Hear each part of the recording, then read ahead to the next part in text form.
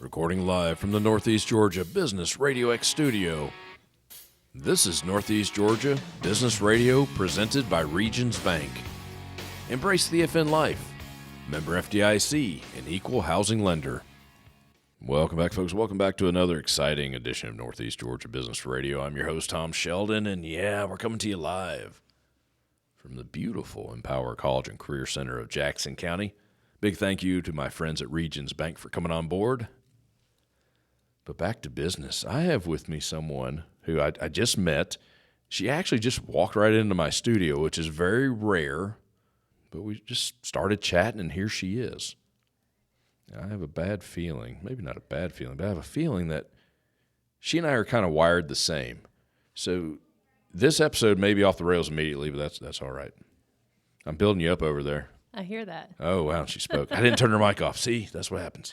I have with me today the owner, the founder of Lampstand Blogging and Content Creation, Laura Comelleri. Laura, welcome to the Northeast Studio. Thank you. Thank you for having me. How are you? I'm good. For the record, you did just walk in. I did. I did get beeped in the door, but I did They just walk beeped you in. They did. We probably shouldn't say that live on air. You snuck up on me. I did. I did know you were coming. Yes. But it sounds so much better the other way. It does. Yeah. Yeah. Blogging, content. Yes. That's you. Yes. We were having a very entertaining discussion. We won't go into half of what we talked about. We won't have time to do that. But blogging and content creation, you're a writer. I am. You've been doing this for how long? For 10 years. 10 years. 10 years. What does a day in the life of Laura Comelleri look like? I got to know. It's like 90% chaos. Are you sure? Yeah. Everyone just turned up the volume on this. Well, I do have 4 children. 4. Yes, 4. And I am a single mom. So I start my day by waking up my middle schooler who refuses to wake up every single day. And that starts about 5:15. And finally at 5:45, he decides to get out of bed and catch the bus that comes in 10 minutes. Sounds like me when I was in middle school. Yeah. I mean, me too. Yeah. Then I've got about 45 minutes of alone time. Nice. I make some coffee. Yeah. I read my Bible. I do some journaling. Nice and quiet. And then I get my other kids up. We get them on the bus. The middle 2 get on the bus for elementary school. And then I usually work for about an hour before I take my youngest to preschool. And he's there for a couple hours. And a lot of what I do during the day is answering emails. Mm-hmm. I do write, of course. A lot of editing, a lot of assigning work. I have contracted writers on my team who handle a lot of the writing for me. You have a team. I do have a team. Nice. They're fantastic. Yeah. So I do a lot of editing of the pieces they are writing for me. And a lot of that just over and over again on repeat. You sound almost like a podcast host minus the kids. Do I? You do. I have 2 cats. And they wake us up at 4, 5 o'clock in the morning. Oh, no. I have a puppy, too, but she does not wake me up. And you have a puppy. I do. 4 children. Yes. Now, the youngest is in preschool, 4 or 5? He's 4 or 5? 4. He's 4. He'll be in pre-K next year. And let's see, oldest is in middle, so 11, 12? Yes, he's 11. And 2 in between. Yep. I hear you. Yep. You have your hands full. I sure do. When do you have time to do anything? I don't. But be a mom. I don't. You don't. That's why I have to work from home. Because I finagle my hours in between all of their activities. That's got to be a blessing, though. It is. It's fantastic. Yeah? It is. It's one of the best parts of what I do, for sure. But now, blogging and content. Yes. You're doing this for corporate America / private business / ? Yes. I work mostly with small businesses, some medium-sized businesses, and a lot of nonprofits. And then I work with some digital marketing companies who have several clients of their own who need written content. And rather than them having the companies create the content, they will hire somebody like me and they'll outsource to me. So I kind of work as like a white labeled writer. So they're claiming it as their own. I'm ghostwriting it, or my team is ghostwriting it. I got you. And then we can take on all of their content for the entire digital marketing firm. But that's the understanding. You are the ghostwriter. Yes. And I'm sure they'll make tweaks here and there. Yes. So you're really a writer, and I'm not trying to cheapen what you do. It's very important what you do. Yes. Just when I see blogger and content, I'm thinking, okay, this is a young lady who has nothing to do, and she's going to tell everyone about the new New hair dye. She got her hair dyed something or something like that. You're a writer. You are a serious writer. Yes. But you don't write novels. No. You write content. Correct. The term content creator in the last year has gotten turned into like the Instagram influencers. Yeah, exactly. Like exactly. I make videos, and so I'm a content creator. Like Right. Fair, you are creating content, but the type of content I'm creating is written content. Like, can I do blog posts with videos integrated? Sure. But that's not the bulk of what I do. It is the written content, the website copy, email campaigns, newsletters, blog posts, anything that is written, like that is what I'm doing, the actual writing part. That's what you're doing. The grammar and the syntax and the punctuation and all the things. Are you a grammar Nazi? I love grammar. It was my favorite class I took in college. You get upset when people things like that. Not so much, because I'm pretty sure I do that when I'm talking, but if it's in writing, yes. Like my 11-year-old That's where you lose it. thinks that gonna and wanna is a word, and it's not. It's not. See, I'm the other way around. If I hear it, Okay. if I say it, I will correct myself. Okay, fair. Laura, we're going to go to wherever after this. You see what I'm saying? Yeah. It's the spoken word for me. Okay, well, don't judge me, because I probably will say that. Wow. And I won't judge whatever I see you writing that has I write problems. pretty well. That's good. Yeah. Those who know me have seen me write. I like to think I have good grammar. Maybe. I think I do. Some people think they do and they don't, but Yeah, I maybe know. you do. I know. I'm always told I over-enunciate everything. Well, you're a speaker. Well, I know, but Makes sense. even my voice coaches and people in the know, you over-enunciate. I think I some have people to. don't enunciate well enough, though, and then you can't understand them. Exactly. And that's frustrating. You know, they have something in their mouth and do that. You've got to enunciate. Hi, Laura. How are you doing? Especially now when people aren't talking on the phone anymore. It should be Phone. really interesting and Unless my Another wife 10 calls years. on that phone, I'm not picking it up. same. I mean, I don't have a wife, but Well, my even, mom. but even maybe. if you did, you would pick it up for her, right? My mom or my kids, that's about it. Exactly. And I know if the boss calls, something's up because we don't call each other. Yeah, Anyway, sorry. We have phones and we do everything but talk on them. I know, Welcome to 2024. right? Yeah. It's wild. Back to content creation and blogging. Was this your background growing up? Have you been doing this since you got out of school? I mean, is this something you just wanted to do? No. You've been doing it for a long time. I have been doing it for a long time, but I've always enjoyed writing and language arts and all those classes. You excelled in that. I did. Awesome. I did. And I always enjoyed it. But I went to college as a bright-eyed, innocent, oblivious to the world 18-year-old because I Yeah. was told to. Decided it would be really fun to major in art. And nobody told me I shouldn't. So I graduated 4.5 years later with an art degree and then couldn't find a job because I had an art degree. Art degree. And I didn't want to do art. It just was what I did in college. It's not like some skill that I had. Like, I'm not even really that good of an artist. It just was fun. I graduated from college and was a nanny during college and couldn't find any other jobs afterwards. So continued being a nanny. Decided at one point I was going to go back to school to be a teacher, English naturally. And I did a year of post-bac work in English and then started grad school, started student teaching, and decided this was a horrible idea and I don't want to do this. It wasn't for you. It was not for me. I had a very negative experience student Sorry. teaching. So it was fine. It led me to where I needed to go. So ultimately it was a good thing. But now it wasn't even in the state of Georgia, correct? That was actually. That was in the state of That was Georgia. Atlanta Public Schools. So then my ex-husband, he was in the military at the time, and so we moved to Louisiana, and I found a job. I was initially going to be a substitute teacher at a private school there. My pastor at the time was on the board, and they were like, hey, they need subs. Cool, I could do that. Then they were like, actually, we have an immediate opening for an English teacher. Can you take over like 4 classes?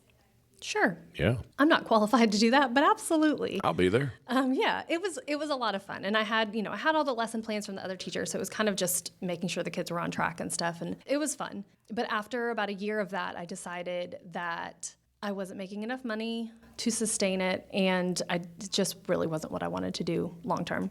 So I had been reading about freelance writing and decided I would give it a shot. And so I found like a kind of a blueprint of how to start Nice. and bought into a program and very quickly replaced my already sad private school income and was able to quit my job and stay home. My oldest was a baby at the time, and so I was able to stay home with him. And Win-win. yeah. No daycare. Daycare was very expensive. Yeah. And because I was teaching private school, I was not making anything. No. So like a third of my check was going to daycare. Yeah. You survived it. I did. And then I've had more kids and haven't had to pay for daycare for any of them because I work from home. Good job. Yeah. All right, let's get down to business. I've harassed you enough about being a writer/creator. You write content for websites, social media, ? Yes, primarily websites. I do social media. It's primarily websites. But it's primarily websites. Blog post, website copy. If you're like, hey, I'm building a new website, I can create everything on the website for you. The about pages, services pages. So you all that research. kind of thing. Do you actually build the website, or you just No. you just provide the I content? just do the content, yes. Website builder, put this here and this there. I got you. Now, are you researching companies? Yes. So That's got to be most of your work right there. it is. It's a lot of it. And it's easier when we have somebody who maybe we build out their content to start with, and then they're like, hey, we're going to do blogging, or we're going to update, 5 pages a month. I already know the brand and the company and the industry, so it's easier. But I will occasionally have new clients say, hey, we do this really specific thing. Do you know anything about it? I probably don't, but I can learn. And That's I can kind of your research. theme.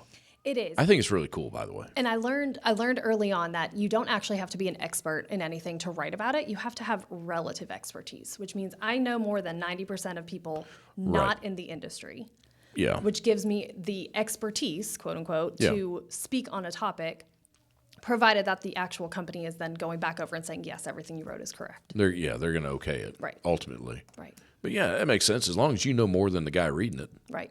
that's all you need. And it works too because so many industries, everybody in that industry knows it so well that they don't know how to speak to the normal human reading the content. Right. They right over their head. Yes. And so they need somebody to kind of bridge that gap of say, okay, I understand what you're saying. I'm going to research what that means and then translate it so that the average Joe Layman's knows terms. what you mean. Correct. I could see that. Believe it or not, I've actually done that without even realizing it. I think a lot of people do. Yeah. It's just, I don't know, me and my team have gotten pretty good at it. Well, yeah. You've been doing it for 10 years. Yes. How big's the team? It's just a couple people. There's All not- over the United States, though. Yeah. For a minute, I had some people outside of the United States. Oh, really? Yeah, we had. Now we're some- bragging. It was really what it was. Is it was a really difficult client that I couldn't find anybody in America, literally, who wanted to take this client on. Wow. We're farming you out. You're going overseas, buddy. So, yeah, I don't know what to say after that. Website traffic. That's important. it is important. Social media content. It is. That's important. Yes. Who wins? Website content every day. Really? All day. Absolutely. Really? If Facebook were to shut down tomorrow, would your business tank? If LinkedIn were to shut down tomorrow, would your business tank? Define tank. So the kind of the mindset here is you own your website. I do. You don't own LinkedIn, Facebook, Instagram, Twitter, No. et cetera. So if they were to just pull all their platforms off the internet, would all of your followers, your people disappear? I mean, obviously No. they know your brand and things of that nature. But if you have only social media followers and no email list, how are you then now contacting potential leads? I don't have an email list. You should. I am a very unique. You are a What different. we do is very unique. It is. It is. But a traditional small business is Right. typically going to have the email list. Right. And they need to have the traffic to the website because not only does that bring them actual leads, but it tells Google, hey, our website's relevant. You should send more people to it. But I use mainly LinkedIn, Okay. Facebook, kind of because you got to. Yeah. Instagram doesn't work for what I do. It just doesn't. And Twitter, I'm not big enough. Let's just call it what it is. Fair. You get 3 followers, great. And those are actually someone overseas that have a fake picture of themselves of someone who really doesn't exist wanting to say hi. Yes. Sorry, off the soapbox. But no, seriously, I use LinkedIn primarily as my email list. So what if LinkedIn were to disappear, though? I'd find a different way. What would that way be? I don't know. I haven't found it yet. If you had a website and an email list, then you wouldn't have to. I find do have a different way. website. I have Okay. a phenomenal website that I built. Okay. And it actually is linked to the mothership because this is a franchise, right? Yep. There's 39 Business RadioX studios. The mothership, businessradiox.com, is phenomenal, but there's 39 studios. Right. If you're not real familiar with it, you will get lost quickly, okay? I'm not sharing any secrets. We all know that. When I built my own studio website, Northeast Georgia Business, NEGABRX.com for those scoring at home, seriously, my downloads almost doubled That's awesome. because there was somewhere easy. Basically, I send people to my website. It's on the back of my business card. I talk about it in episodes. They go there, and then they are linked. They are shot over to the mothership where all the library's at. So a lot It's a of happy people, marriage. though, don't have even that. They don't have that. Or they do have a website, but there's nothing there. Right, it's There's one nothing of page and a value. picture of Right. them and a phone number. Right. No, I agree. Right. I agree. No, the studio website is somewhat in depth. If you want to host your own series, Right. pictures of guests we've had in here, fun stuff, but also links to all of the series, our shows, sponsorships, community partners. Right. Very, very important. And there's a lot of benefit in, especially with small businesses, creating value on your website so that you're not just constantly promoting. So a lot of clients will say, well, I need to post on social media this, and I need to talk about this sale or this event that we're having. But people are not coming to their website aside from those things because there's nothing there. So if you're posting informational content that people want to read and need to know about your business, they're going to then trust you with their business. Does that make sense? It does make sense. Okay. That's where you come in. Yes. You create that content. Yes. To keep people coming back, to keep it new. Correct. All of the those all the things. above. Yes, because Google wants to see pages be refreshed. Like, it's great if you have a great website and you have traffic to it, but if you're not constantly updating content and refreshing the website, they start deeming it as less and less relevant. So they're not going to send as much traffic to it. So if you're giving value to your customers who are visiting your website, and then they're like, oh, this was super informational. What else can I read on their website that's going to add value? They stay on your website for a while. They click through different links. Maybe they share something. You kind of get like points with Google. And they Right. say, oh my gosh, look, there's all these people and they're Right. sharing and they're staying on the page for a long time. It's relevance. They get, right. So you get more increase in your search results. So you're creating the content to build out page after page after page, Correct. multiple pages, Yes. quote unquote things to do on the website. Yes. So it's more, I mean, a lot, of course, the nitty gritty of it is content writing and blogging, but it's really the content marketing approach to how can I market my business more effectively? Mm-hmm. And one huge way is through content. You do social media campaigns, correct? Yes. Yes. I don't Gotta- do the paid social media stuff, but like if you need some social media posts to go along with an event or a blog post or whatever, yes, we can definitely do that. I got you. So that could just be a few lines, not even. In my world, and I try to stick to this, if I put something out on LinkedIn, I want it to be short and sweet. Yeah. We're short attention span theater. Everybody is within reason. Fair. Is that the right way to go about it? I don't want to write War and Peace Right. on a LinkedIn post with a link to my newest show that just came out yesterday or something like that. No one's going to read it. Right. They're not. They're going to muddle through it if best. Yeah. And then eventually they stop opening it Yes. That because is true too. he wrote War and Peace again. Seriously. Yeah. So I'm right on that?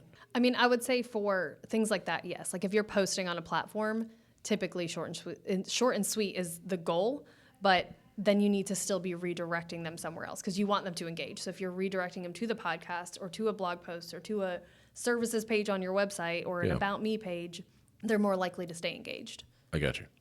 So I must be doing it right. Yeah. Wow. How about that? I know what I want to talk about next.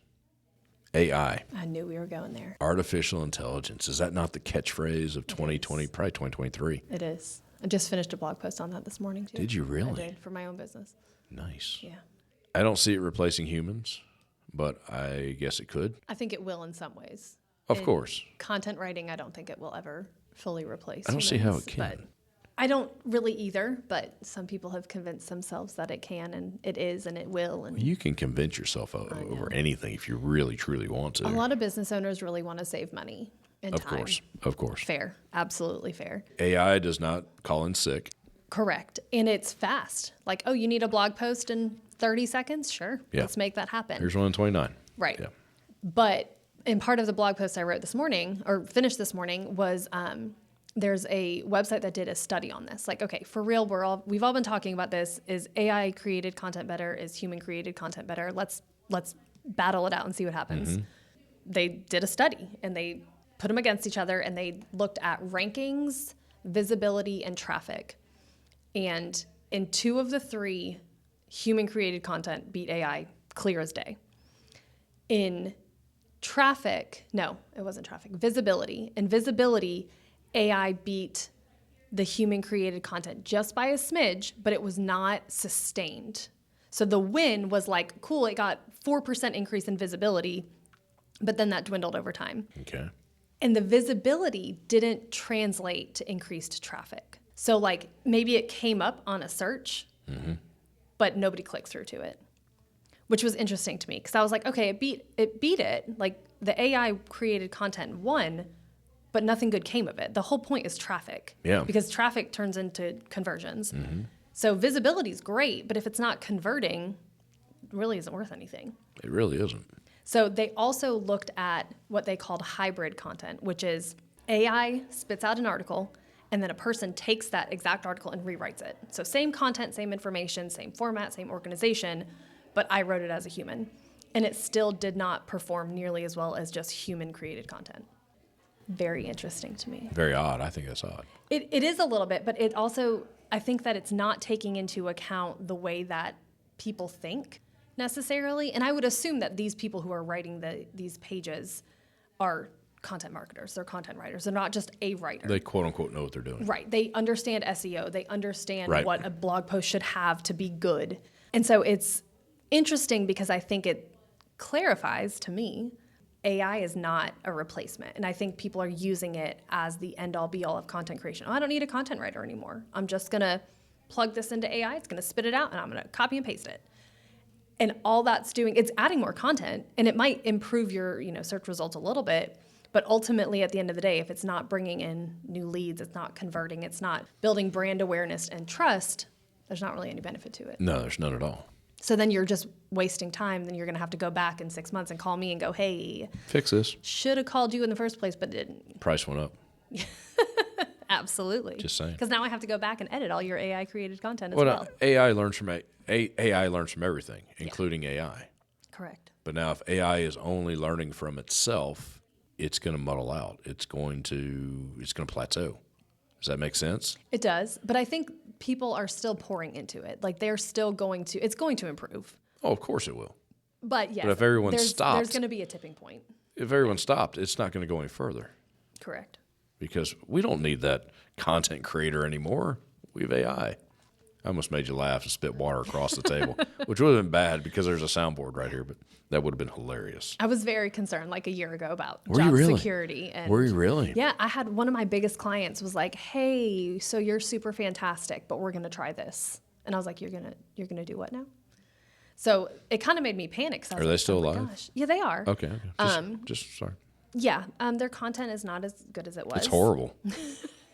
I saw it. It was awful. I mean, and it, like I said, it works sometimes. It is not the worst thing in the world. It is better than doing nothing. I don't use it. But I have used it for, like, I need an idea. I've got this new client and I don't know what to write about for them. Give me some blog topic ideas. Right. Or I need an outline for this piece because it's going to be really super in-depth and intense. But for the most part, I don't. And that's usually just for my own writing. It's not usually for clients. I got you. I have some who've been like, you can use it. I'm like, oh no, I don't want to do that. That stresses me out. People are arriving early today. What can I say? We've been going for 25 minutes, by the way. It's beautiful outside. It is. So. It is beautiful outside.